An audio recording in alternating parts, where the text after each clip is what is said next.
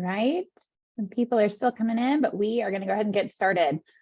So welcome everyone to the third session of our Spring Technology Showcase. Today, we're going to be focusing on the coach training pathway. We still have several more sessions over the next few days. So I do encourage you guys to register for any of those that you would like to attend. You can see the full schedule up on the screen. And to do so, you just go to internal.firsttee.org/tech showcase. So that is our chapter intranet site. You can also find it on the homepage of the intranet. So today we will have about 10 minutes of presentation with our coach program subject matter experts. And then after that, we are going to open up for questions. So we'll start with those that were pre-submitted through registration.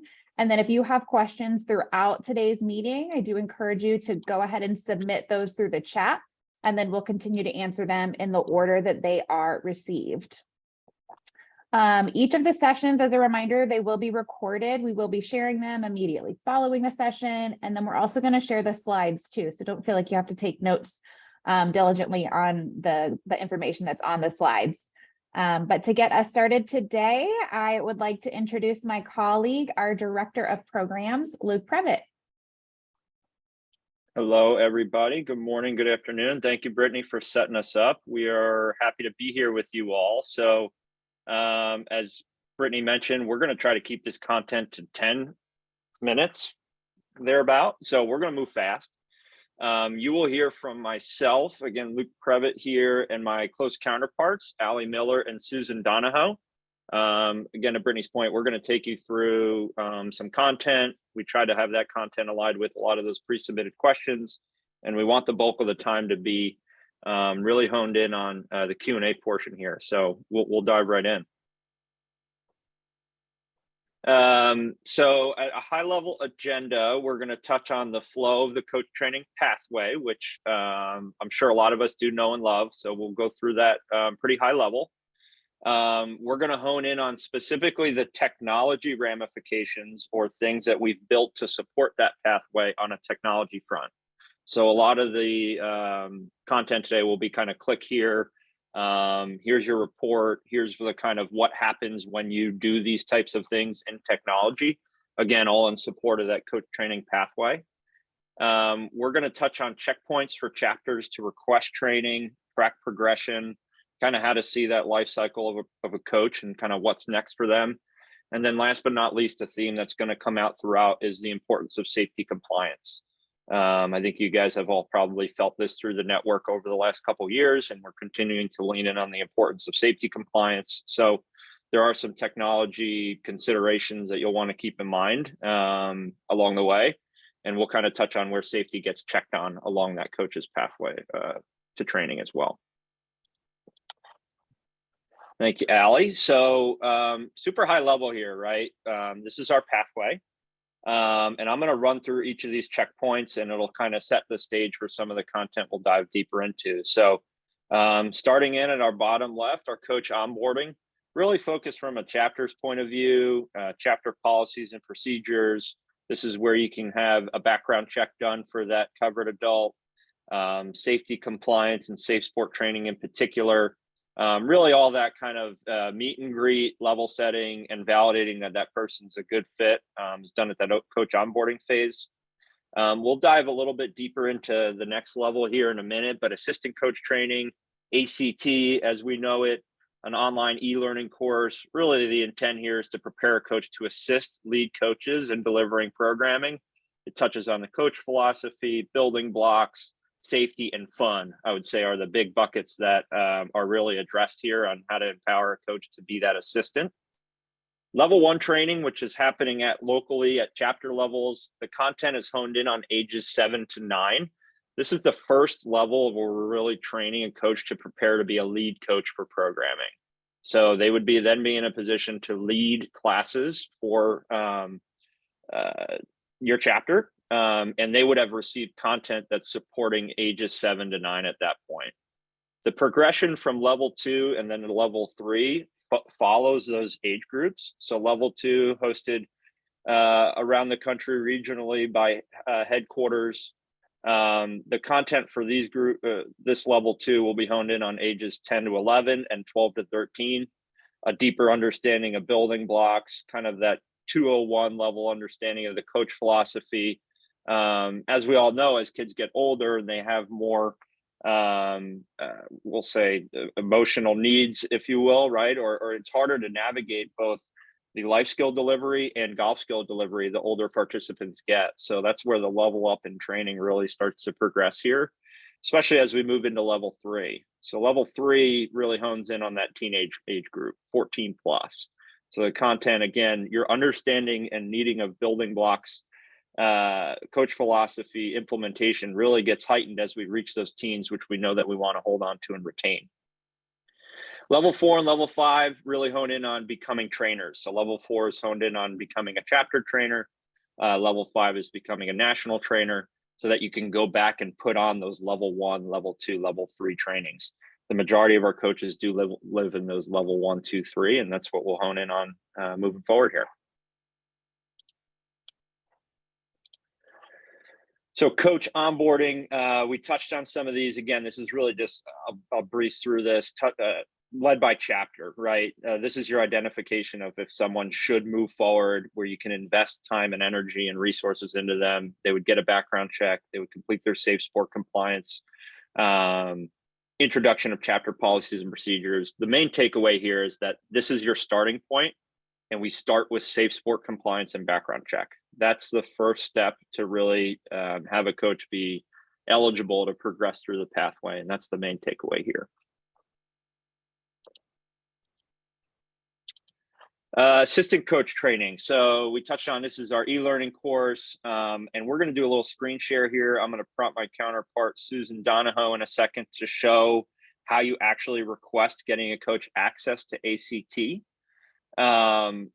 And then we'll come back to this slide and kind of show what happens after that coach completes ACT. So Susan, can you show us a little click and share, please?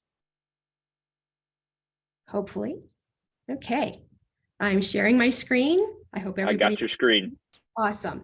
Okay, so the first thing you want to do when you're requesting the ACT for a coach is to pull up their record in Salesforce.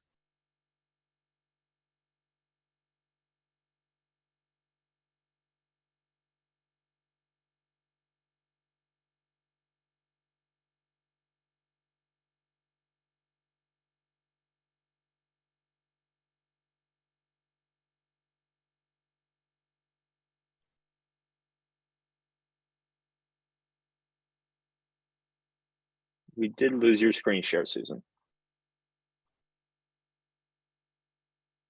And you're muted at the moment. Zoom just kicked me out of this meeting. I apologize. All good. Welcome back. Thank you. Okay, so am I sharing my screen or no? Not yet. Okay. That's where it went bad before, so fingers crossed. Okay. Yes. Okay, perfect. Okay, I'm sorry about that. You pull up your coach in Salesforce. They have to have a record in Salesforce in order for you to request the ACT for them. The first thing you're going to want to check is scroll down to where it talks about background check and safe sport compliance. Make sure that that compliant box is checked on their record, because it's not going to let you move forward with this if your coach is not compliant. So then you go up to this little drop down menu in the upper right hand corner and click on that. And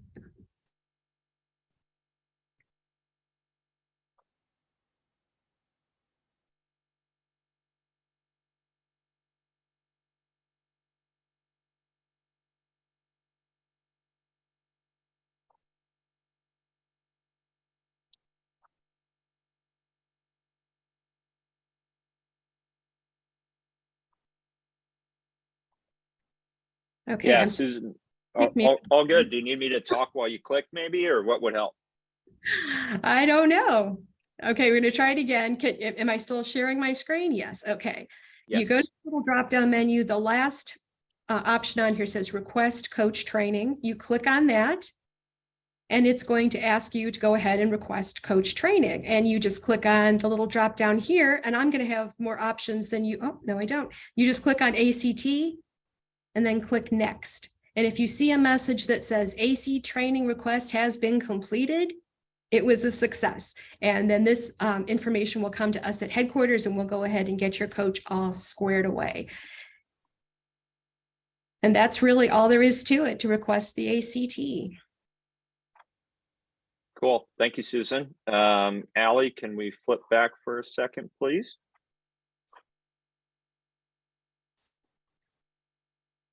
Awesome. Thank you. So at this point, thanks, Susan, for showing us how to get that request out. Again, assuming that request goes through, coach completes their training. What will happen on that coach's record when they complete is the coach level will be updated to that assistant coach level. And secondly, that coach active checkbox will be marked to true. So at this point, that coach is active, right? And that's where we all have that safe understanding that a coach can actually be out there leading programming because they are safety compliant and they completed their ACT training to assist that lead coach. Thank you. So level 1, we mentioned that this is going on locally at chapters. These are being hosted by level 4+ chapter trainers, you can call them. We're going to show you another quick click and share on how to update Salesforce accomplishments showing attendance to these level 1 trainings. And then again, touch on kind of the ramifications of what happens after you do that. So Susan, a level 1 training just happened at a chapter, and how do you record that? Okay. Okay, so this is our coach. And as Luke was just explaining, now that this coach has completed the ACT, if we go down here to their coach information, we'll see that they now have a coach program start date. They have a level of assistant coach, and their coach active button is checked. Exactly what we want. So now we want to go ahead and update their level 1 information. So we go up here to the top of the screen and we click on related. And then under accomplishments, we're going to select coach level. And then we're going to scroll down to where it says level 1. And we're just going to put in the date that that level 1 training happened. Let's just say it happened today. And click save. And then their level has updated now to level 1. And they have been provisioned to the level 1 knowledge check. And that's pretty much all you need to do for your level 1 coaches after they attend a training. Awesome. Thank you, Susan. So Susan touched on kind of what starts to happen after that date is completed for level 1 training. So I'll reiterate here for a second. So after that accomplishment is updated, that coach level will be updated to level 1. Susan mentioned that coach is now assigned to a level 1 knowledge check. This knowledge check is pretty straightforward, just a reiteration of just a real outline of kind of reinforcing some of the key principles that were delivered during that level 1 training. Once that level 1 knowledge check is completed, a coach will then be updated, their coach level will be updated to level 1 complete. And then they'll become eligible to attend level 2 if that's the journey they so choose to take. I do have a quick question in the chat here to try to address along the way, Allie, and then I'll go to you if you don't mind. So Kevin, thanks for the question. When ACT is complete, the information is updated automatically, but level is completed, we have to update manually. Short answer is yes, Kevin, because the fact that level 1 is actually happening live, we need a way to kind of track that and know that. We have ACT training as the online e-learning being automatically completed and kind of tracked if that's a online course completion. So short answer to your question is yes, and we can certainly dive in deeper in the Q&A section if you'd like. Allie, I think I'm kicking your way, please. You are. Hello, friends. Thank you for being with us today. But so as Luke kind of outlined for level 1 training, that is happening locally at your chapters, and levels 2, 3, 4, and 5, which we'll talk about a little bit, we'll touch on a little bit later, are hosted by First D headquarters. So we take over a lot of the updating and things that happen. as that goes on. But so this is the general flow of what happens when a coach goes from level 2 to level 3 to level 4. So so you've posted your level 1 training. Say we'll start with like a level 2, and it's pretty much the same for levels 3 and 4. Everything's updated in Salesforce. You're good to go. You've picked a date that they can come to a training, and you go ahead and when registration opens for that training, you pre-register them by clicking the link, etc. Then for C headquarters, our program staff will confirm that they are Safe Sport compliant. This is another safety checkpoint for coaches, so that background check is still valid, and that the safety training is completed, and that they are in fact eligible, so that all of those things in Salesforce are up to date. And once we've done that, you receive a link for payment, and then you're able to kind of go in and pay and get registered for the prerequisite that is at levels 2 and 3. You kind of get assigned automatically once you've confirmed registration. And then the coach will actually attend the in-person training. Once that happens, First C headquarters on the back end does some magic, and the coaches get updated to level 2, 3, or 4, depending on what we're talking about. And then coaches will be assigned to a post-training requirement, similar to post-training documents, which we've updated here for a second. Those post-training requirements, shipped, are now becoming more self-paced, less of a document and go da da da da da. But we're really trying to drive the process of training, then repetitions with observation and feedback within those post-training requirements, and they've been updated to, or they're in the process of being updated to be reflecting that. But once all of those post-training requirements are completed, the post-training survey has been completed, which triggers the availability of the post-training requirements. Then coaches are updated to level X, so we'll say level 2 completed, and that would trigger then them to be able to go to level 3 and level 4. Kind of one other note that I have for this section, level 4 does not currently have a prerequisite or post-training requirements. That's being considered as a future enhancement as we continue to move through this process of enhancing the coach training pathway.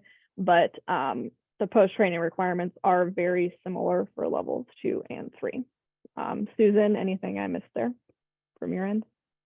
Nope, that's pretty much the process from beginning to end. Cool. All right, and kick it back to Luke, I think. Yep. Thank you, Allie. So you touched on a couple of these, but I did want to reiterate those safety compliance checkpoints. So essentially, we want to ensure we have safety compliance across the board because of the priority that it is and should be. So on a technical front, you will be being checked for safety compliance whenever we kind of request a progression in training, right? So if we want to send someone to take ACT, we have a safety check. If we pre-register for any of those level trainings, we have a safety check. Additionally, when a coach signs into Coach's app, there will be safety checks. So I'm sure there will be more of these over time, but that's where we sit today, of where really that compliance check will be honed in on a technical front. So I want to raise that to the top.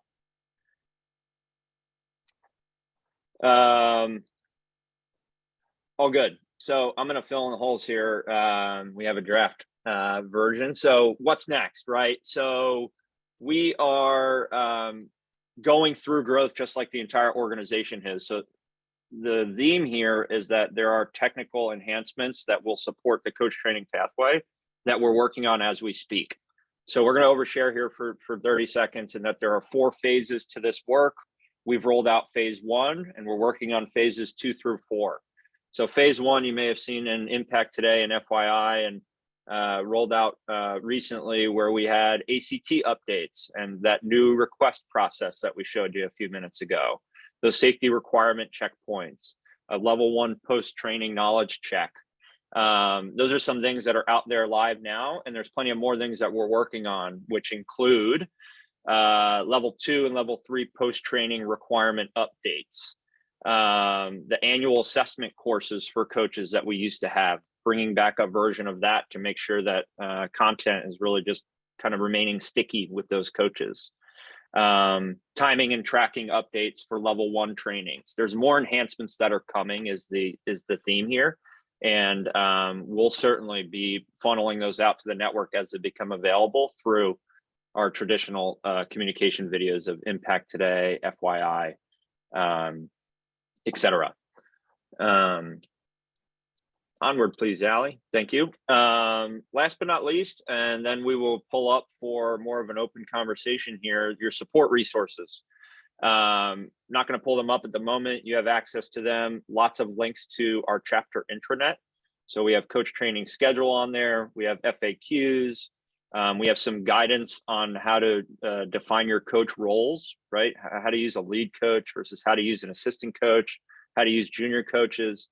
We have some guidance on that you can continue to reference, and mentioned this in, a second ago. Please keep your eyes peeled on FYI, Impact Today.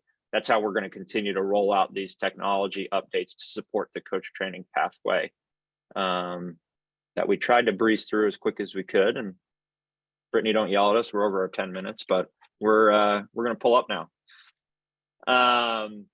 So we have some pre-submitted questions, which we'll start with. I see some questions coming through in the chat, so please continue to do that. And we'll start to go around the horn here. So Allie, I might come your way first, please, as it's a consistent question in the chat here. Question about speed. How fast can coaches progress through the pathway? What are the time frames? Kind of how that's evolving, please. Yep, definitely. I know we've had some, in the past, we're all used to the 365-day rule, 180-day rule, all of these things. We've tried to really, again, similar to what we did with the curriculum and things like that, streamline and simplify this process for coaches. So this iteration of the coach training pathway is more self-paced and really depends on the amount of coaching a coach does and their opportunities to get feedback and changes and make adjustments. I touched on briefly in the slide that I presented about creating a culture of coach development that is training plus observation and reps kind of working together to develop a coach over time. But so the general recommendation here is that coaches should coach a minimum of 2 sessions between levels, equating to roughly 20-ish hours, with the chance for observation and feedback. So an example of that would be, say, Coach Billy attends the level 2 in Cincinnati in the end of April, and he then coaches during the rest of your spring session and is observed at the end of the session and gets that feedback from that observation, then would have a chance to implement that feedback in the summer session and would be able to attend, kind of get his post-training requirements done and attend level 3 in the fall. That's kind of the ideal little progression there. So it's a little bit more self-paced, a little bit less top-down. It really depends. It's dependent on how much a coach coaching and how much we can get out and observe coaches, give them feedback, etc. Cool. Awesome. I am going to stay with you, Allie. Two-parter. Can you touch on level 5 and master coach? Yep. So level 5 is probably a little bit easier to answer, so I will start there. So level 5 is open only to those who apply and are selected to be national trainers. We typically will send that application out once per year when we send out the coach training schedule in October, November, somewhere in that time frame. The amount of trainers selected is evaluated on an annual basis, and we base that off of a variety of factors such as geographic locations, the amount of trainings that we're going to have for that year, what our current trainer turnover looks like. There's a lot of factors that go into that, and it's a rolling or an annual basis that's evaluated. Cool. Oh, forgot about master coach. Sorry. Yep, part 2. Thank you. Yeah, part 2 is master coach. So master coach has been on hold for several years, and that continues to be the case. We are, as we kind of evaluate both that process and then its benefit to those in the network that actually achieve master coach. So It is on the roadmap of coach training updates and enhancements. It's certainly not something that has fallen off the radar, but the current focus of our programs team is to aid the chapter network as we continue to transition to age-based programs and getting coaches into levels 2 and 3 to be able to lead classes and impact participants, as well as some other updates, hopefully for existing coaches. Awesome. Thanks, Allie. Ryan, I'm going to prompt you and we can tag team this one. I'm going to combine a couple questions that were in the chat about junior coaches and kind of just a more vague question of how should we train junior coaches. So would you like to take first swipe at kind of the training side of the question, Ryan, and then I'll touch on kind of the technology side of it? Yeah, absolutely. No, thanks, Luke. Yeah, so junior coaches is a growing trend in the network that we've been observing. I think it started during COVID and continues to be a positive opportunity for those participants in the program to either volunteer and give back or have summer employment with the chapter. So certainly a good practice. However, we also noticed that junior coaches are utilized in a myriad of different ways. There's quite a variation of how junior coaches, what their roles are. So at present, we highly recommend that chapters conduct their own training in person with junior coaches, because your policies, procedures, transition practices, facility setups are all different. And so to best accommodate that would be to deliver in-person training. As we learn more about the commonalities between junior coaches, we're trying to find where headquarters can best support you in some type of online training to support your junior coaches. But again, more research to understand what are the commonalities so that we can lean in and support in those areas. And then last but not least, I'd call out there is a free youth safety course on Safe Sport that we would recommend promoting for your youth coaches, your junior coaches to take. So I'll stop there, Luke. That's a little bit about junior coaches and training. Yeah, helpful. Thanks for sharing. Couple more specific questions about junior coaches and tracking them as contact types in Salesforce. So yes, we hear you loud and clear. We have it on the enhancement wish list, and we should have some good news that will be added as something that we can track here in the near future. So loud and clear. Thank you guys for sharing that. We've heard that one consistently. Awesome. I have now actually would like to change the pace here, and we have a few questions that I think would be better served answered by the group as we're looking for some best practices here. So I would like to really open up the lines now, and I'll throw out a question. And if anyone has thoughts, let's start a little bit of a back and forth conversation here. So got a good question from our friends in Utah. So just a kind of a general question about training coaches. How do you guys keep coaches excited, retained, and invested? Maybe if we're navigating like a training schedule, right? Like, hey, we can't get you to a training in a short while, or we can't, maybe get you on our schedule. But how do you keep coaches excited and retained? And how do you hold on to your coaches? Any best practice sharing or ideas from who's on the call, please?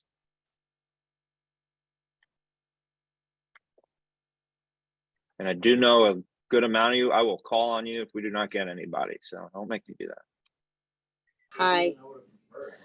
Hi, thank you for raising your hand. What do you got? Sure. It's March from First T Greater Baltimore. We just had our coaches and volunteer training on Sunday at our location in Forest Park. And I had been to the level 2 training in Monterey.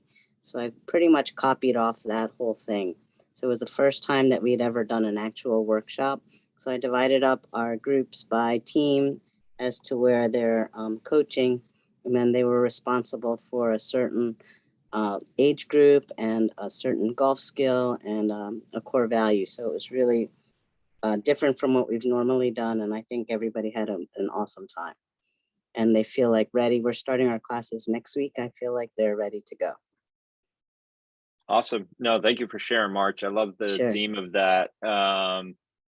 It fits within the bucket to me of, if we look at our coach training pathway and the big tentpole trainings of ACT, level 1, level 2, level 3, If you just do that as a coach and you don't get any supplemental training, or you don't actually go get reps in coaching, or et cetera, we're wasting our time, right? You need to fill in those holes with observation and feedback and reps and supplemental training. So I love that. Thank you for sharing, March.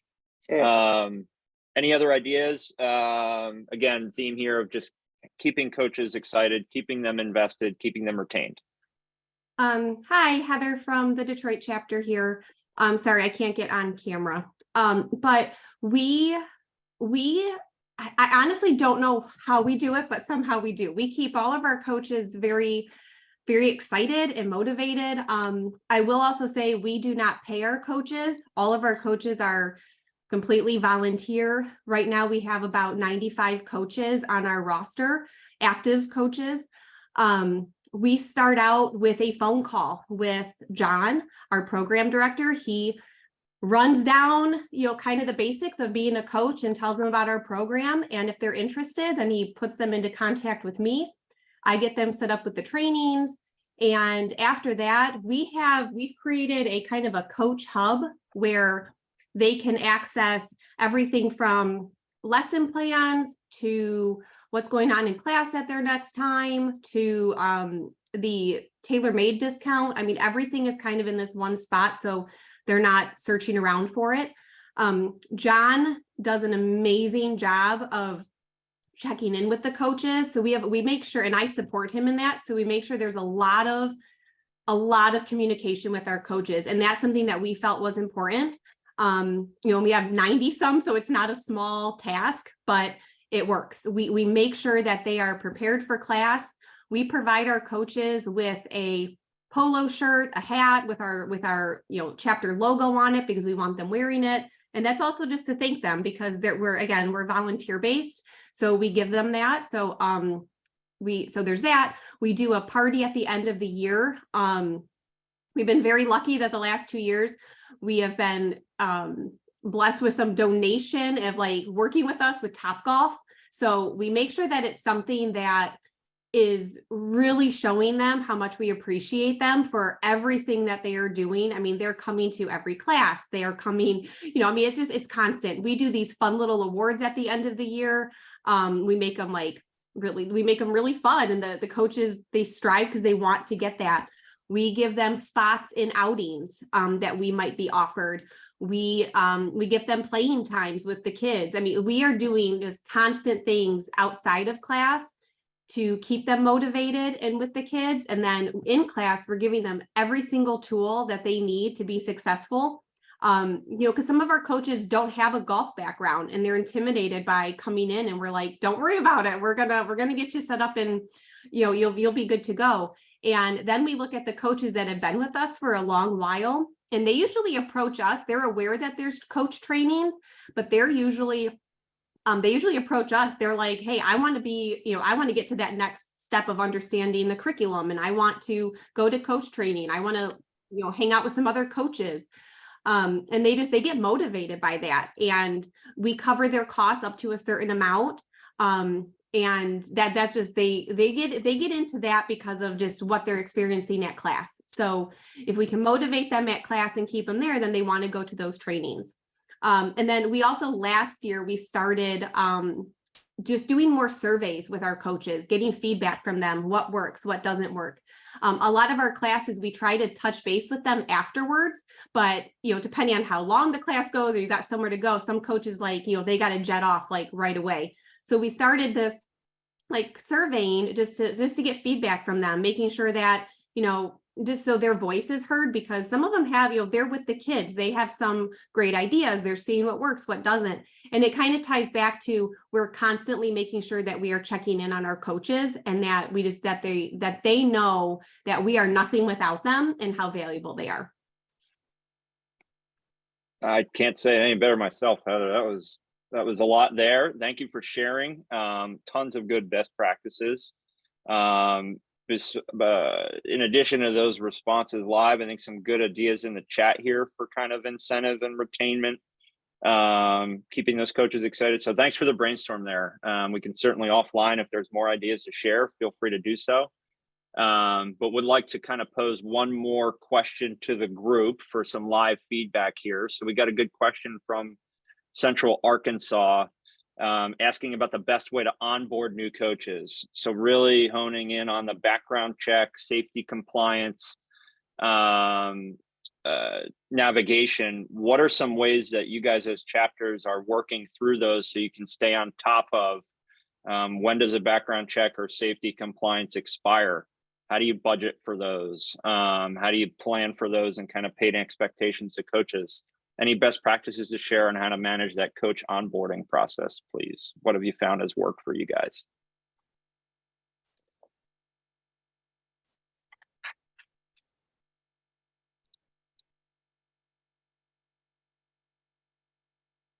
Luke, I don't mind speaking up again. I'm sorry. I feel like I took over a lot the last time, but I think that part of our onboarding is what is also working with our coaches. And by no means are we like, we're still trying to, work at this as we go, working out kinks, things like that. But it all starts with that initial conversation with the coach. They know up front that there's some trainings that they have to do, a background check. We do provide, we do pay for the background check. So we do budget for that based just on how many coaches we project for that year. I pretty much lead the onboarding with the coaches. So I keep a separate Excel sheet that tells me when they were sent their Safe Sport code, when they did their training. And then I'm just constantly looking at the dashboard in Salesforce to see when someone's background check is about to expire, making sure that they just stay on that. I think having somebody just dedicated to that to stay on top of it is just key. Because it is a lot, especially depending on how many coaches you have, their background checks are expiring at different times. And you just find I would just suggest finding whatever best way to track all of that. It really does make a difference, and try to have somebody that can really focus on that, because that is what we saw helped. It's a lot of work. I am not going to lie to you guys, but our coaches appreciate it because the communication is there. They're not surprised by it. They know there's an annual refresh. I mean, it's just being upfront with all of our coaches. And I am very, I was a former teacher, so I am like super on top of safety with our kids and knowing that like our kiddos are with us. So they know this is a non-negotiable. You have to be up to date. You have to be compliant. And they just know that up front. And they kind of laugh about it, but they also appreciate it. They're like, okay, I got it. Like, we'll do it. So again, it's just having that open line of communication with them. And I would highly suggest just have a separate Excel sheet, have a separate something that you're tracking. And it's also been really helpful when I have to go back to Pepper and ask about, hey, was this one used, this code used or whatever? And she can tell me. So I would just say that, and somebody who can just be really dedicated to following it and just have that conversation up front with those coaches. Awesome. Thanks, Heather. Again, congrats for, I took away a few things from you. Number one, making safety a priority for your chapter. Huge kudos there. Number two, you have a clear role responsibility that you and others, but sounds like you are kind of responsible, or the one-stop shop for safety compliance. And last but not least, you paint those expectations with coaches up front. So I think that's great. Any other thoughts on kind of best practices for onboarding coaches, safety, background check compliance? How do other chapters navigate that?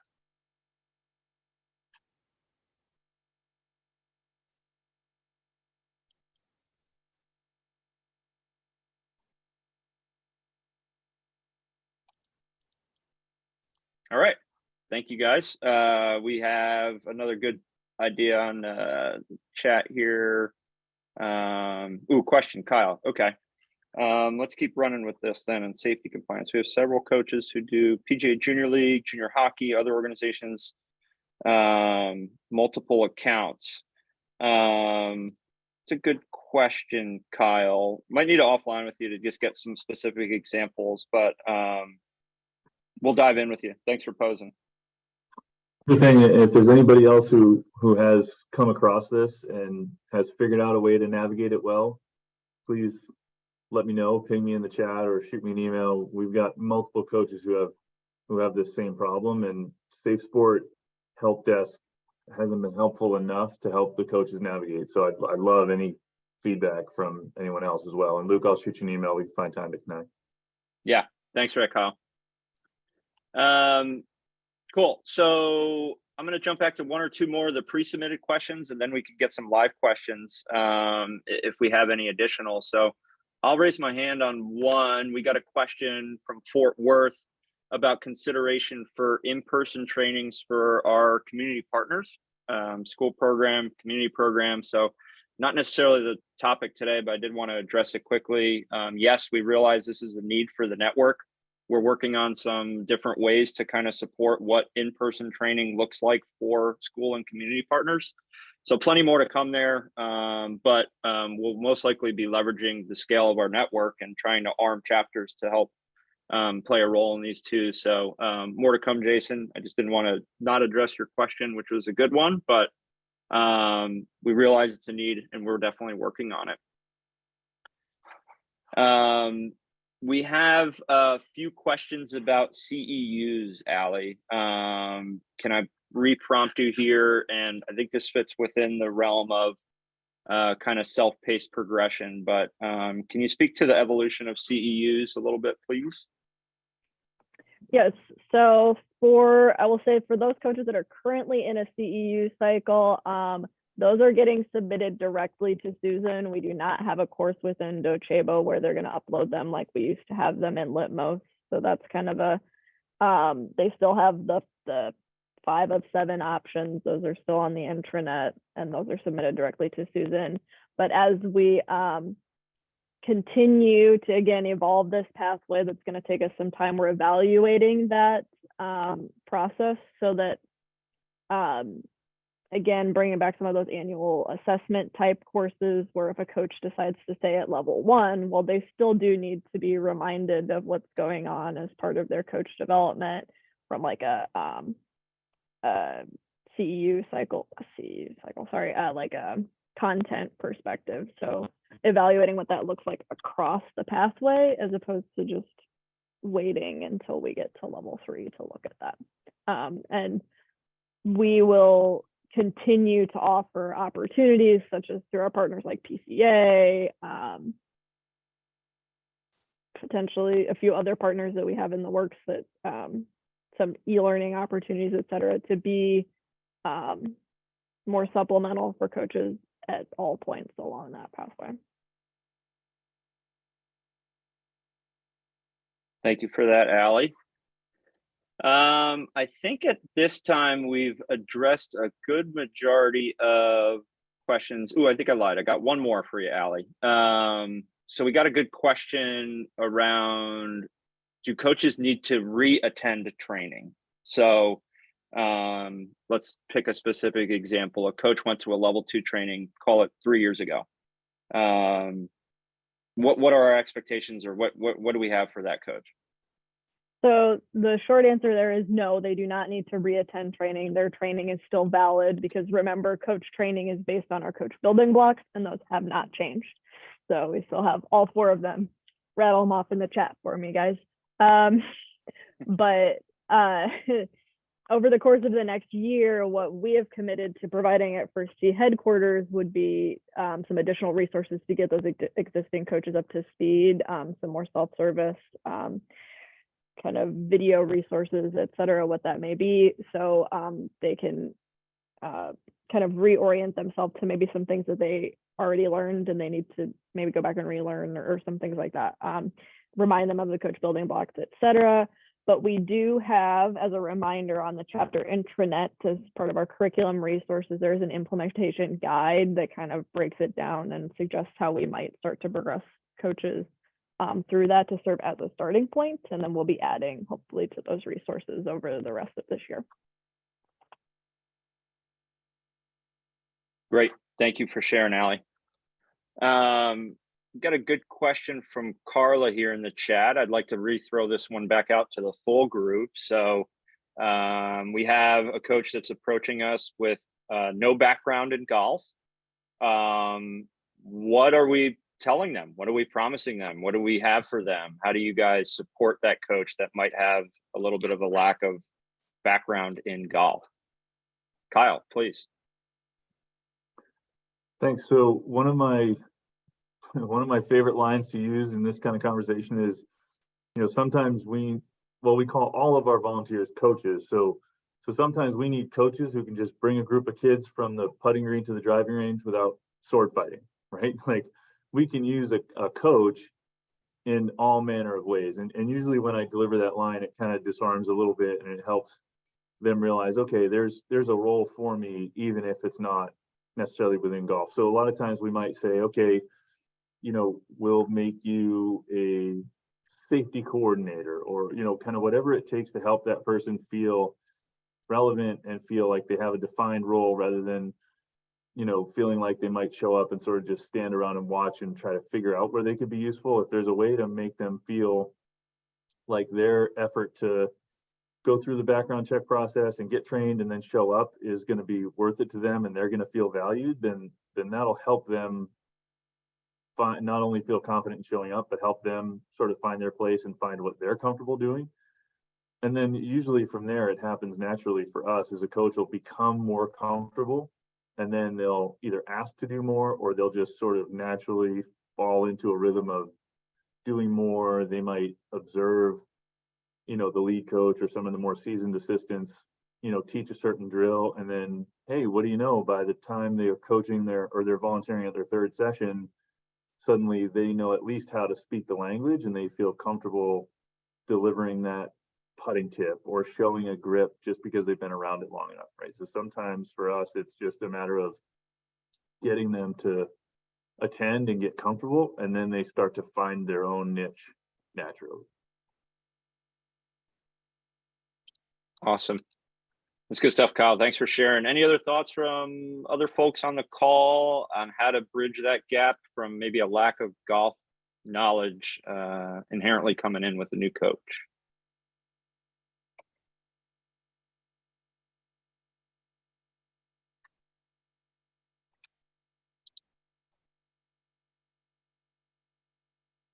Every coach that comes to your chapter has a wealth of knowledge and golf background, and they're all PGA members and ex-professionals. Is that what we're saying? I'll just say one other thing, Luke. I think Evan just put a really nice thing in the chat that I failed to mention too. Is a great point there. Like, have them key in on life skills. Whether it's the safety monitor or making sure that they really get the life skills component and then take the pressure off the golf component. I think anybody who hasn't seen that comment from Evan, check that out. That's a really good thought. Yeah, it's great. And it takes me back to some conversations I've had with schools and teachers, and it's a little bit more intensive, obviously, to coach a first tee program, but in the same way that we want to be introductory and welcoming to all kids, I like to think the same thing for coaches as well, right? We want coaches to be able to make it, digestible and basic and understanding. So our training program should support that as well, thematically.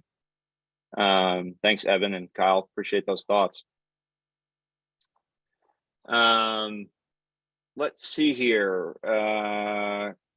Couple other questions in the chat we can keep going on. Let's see if we have any pre-submitted ones we haven't hit. I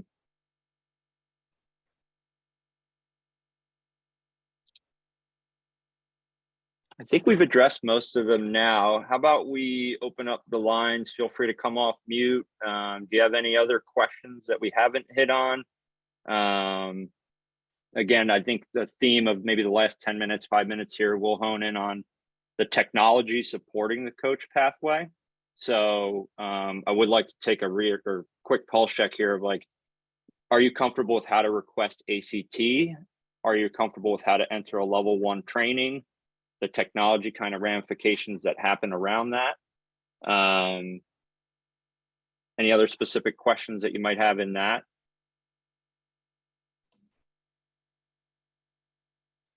Just a quick question about the codes. The codes that we have right now, as long as they haven't been sent out, there's a pause between the 1st and the 5th, and then we can use them after the 5th. I'm going to peg our friend Tom. Tom, do you have some insight into that, please? Yes, if the codes have been sent out, they need to be utilized by the 1st. And if they're not used, you'll have to send out a new subset of codes that we can work with Pepper to get you the appropriate ones after April the 5th. Okay, perfect. But if we have not sent them out, just wait until after April 5th and they're good. Correct. I believe you're going to have to get a new series of codes for the ones you have not used. Okay, great. Thank you, Tom. Yeah, so we'll be, I believe that's correct too. I think it's the 31st though that they have to use them by. If not, then we will be sending out new codes and replacing those codes along with the links for 2023.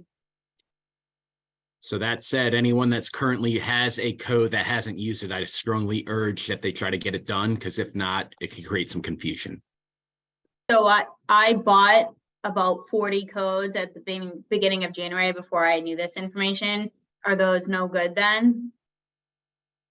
So if they have already started, then they need to complete it by the 31st. If they have not, I would probably encourage them, unless they know they can do it by the 31st, don't use them, don't use the codes, and then we'll replace them with new codes by Okay. April 5th.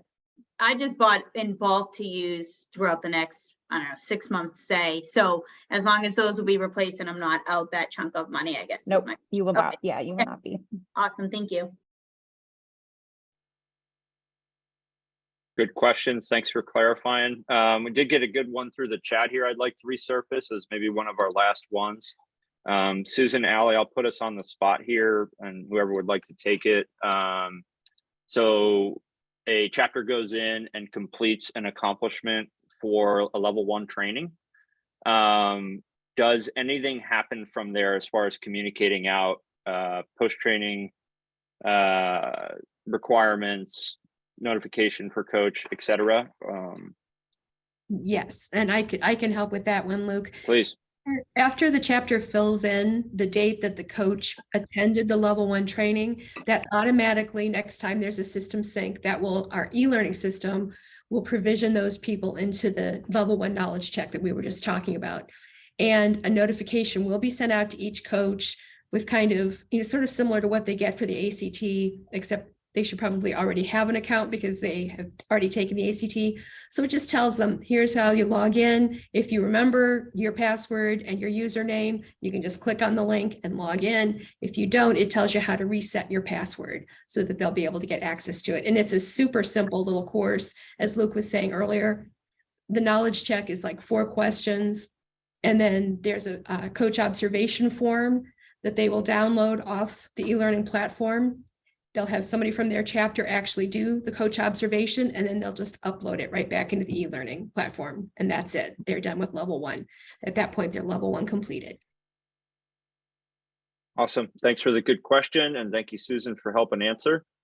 I will take one last call for maybe a hand raise or a question in the chat. We probably have time for one more if we have anything else that we haven't gotten to. Otherwise, we can wrap up. I have a question. I'm Jermaine. Yeah, please. I guess I had thought at some point that there was going to be a whole new way to do background checks, that you guys were going to kind of take it over and the process was not going to include us as much anymore. Am I wrong or misunderstood? Thanks for the good question, Jermaine. Tom, do you want to ham and egg that one with me a little bit? Yeah, no, I that was originally the intent. Okay. But we're going through some processes with Sports Engine and Safe Sport that has created a little bit more of a challenge. So I think all I would say is stay tuned. It's going to be a little bit down the road from that perspective. Okay, I guess I kind of thought that April 1st to April 5th timeframe was that you guys were going to be introducing a way for that to happen without our involvement quite so much. So thank you for the clarification. Unfortunately, not yet. Okay, thanks. Good question, Jermaine. Thank you for that. All right, guys. Allie, if you don't mind just kicking to our thank you. We appreciate you guys leaning in. Please stay on the lookout for the recorded session of this. We will send out the deck We will continue to communicate updates to you about the coach training pathway in totality through Impact Today, FYI, at your trainings, etc. So yeah, please keep your eyes peeled. There will be more to come. This is not baked and done, if you will. There's always an evolution into the technology that supports the pathway. So we're working on that as we speak. So stay tuned for updates there. And otherwise, you know how to reach out to us if you need anything. We appreciate you leaning in. Good to see everybody.